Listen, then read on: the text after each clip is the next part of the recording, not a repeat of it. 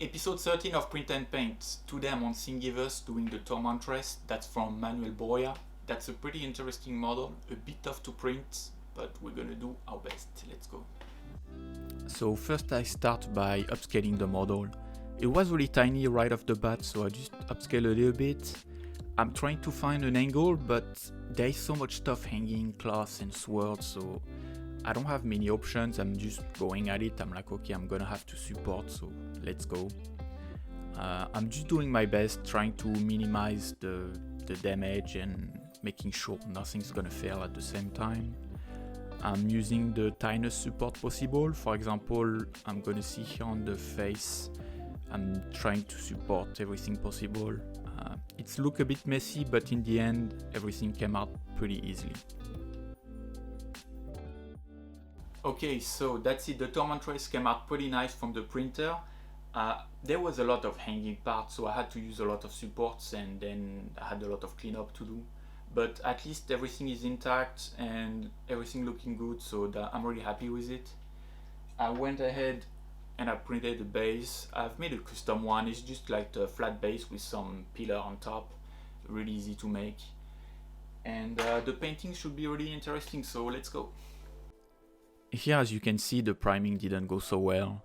So I went ahead, used the gray to do my base coat and make sure, okay, this is gonna really help me later on because the priming didn't go so well. I put a little bit of blue with my gray. I didn't want the armor to be really just black and white and have no saturation, so I tried to add a little touch of color on it. I've done non-metallic metal before. I've done it once. It was decent, but I figure, okay, there is a lot of piece of armor. Let's try again and let's see if I can improve as well. So I'm first putting my highlight, trying to see where the shine is gonna go on the armor, and then I darken some place. So it's really like putting your highlight, your shadow, and then refining everything step by step. So it's a lot of back and forth.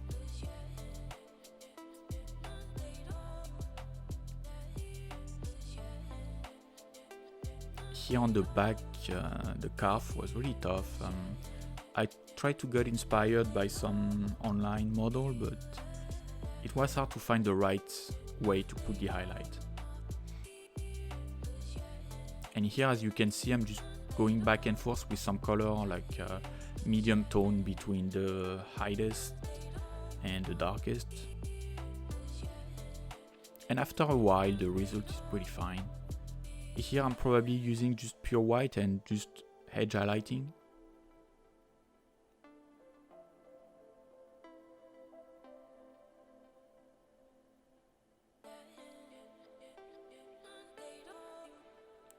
After a little bit I stepped forward here.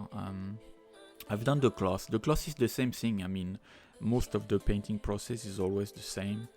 I've darkened some part of it, and now I start to brighten some places.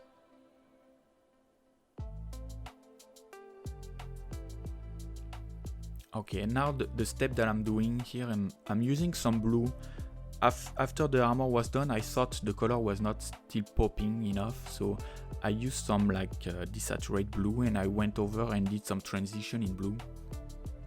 It's more like a cold gray, I think, something like this. And I'm just trying to give more color to the armor. This double sword was done pretty like straightforward. I just put some highlight. I didn't spend too much time on the sword.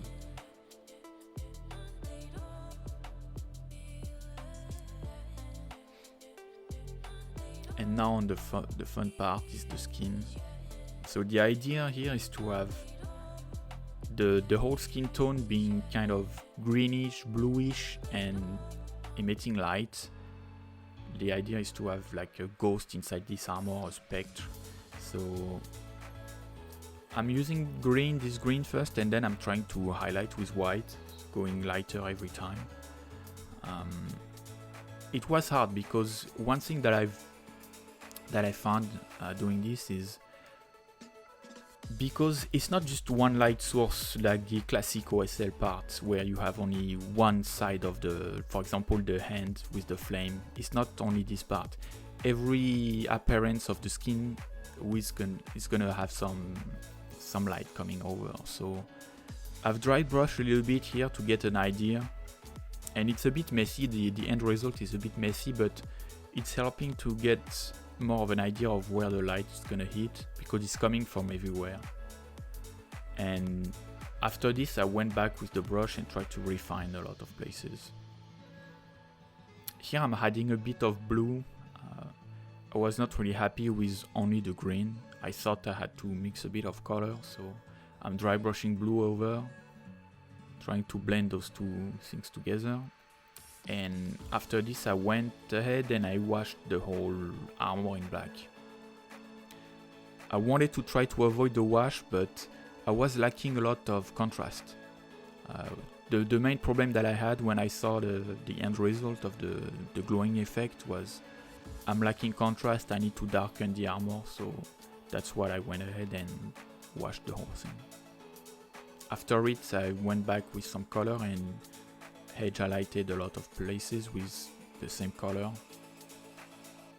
I'm working on the base a little bit. I've black washed the base as well. The color were too bright, so I used a lot of black, washed the whole thing, and dry brush some gray, some brownish color, trying to give some texture and some life to the stone here.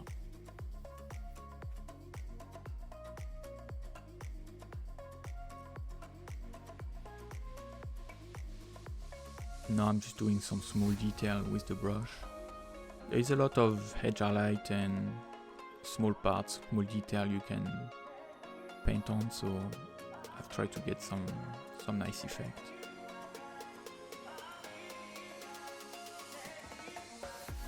So back on the model, I'm trying to push the contrast even more here. So after dry brushing, the white were a bit like there was some pigment on the white part from before, so I went back with white and tried to brighten the skin a lot.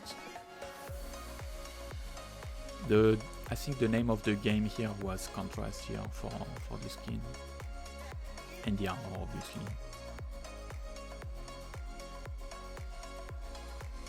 Here when I glued the model on the base, I had to fill in with a little bit of sand here, so I went back and painted after, and everything went well. And then after, at the end, I'm just gonna add some pigment on the bottom, the dirt, and the base will be done. Pretty easy.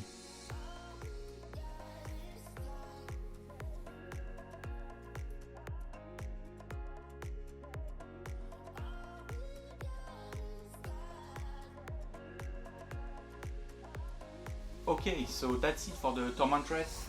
I'm really happy the way this came out. She gave me a bit of a fight. Paint job was not really easy. What I had in mind was this result. I wanted the whole skin and all the part visible of her to be like glowing, like she's ghosty a little bit. Some of the first try that I had were not really good, so I went ahead and I've redone it a couple of times, and in the end it's really good. I'm really happy the way it came out. Like I said, it's not technically the best, but it's what I had in mind, so artistically speaking it's what I was looking for, so I'm really happy. And that's good. It's good training, and see you next time.